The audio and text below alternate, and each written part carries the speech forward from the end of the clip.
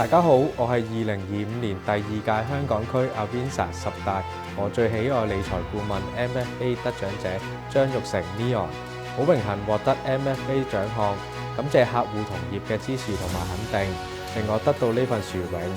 2026年獎項已經接受報名，今年起 Avianza Award 改名為 Global Distinguished Award GDA，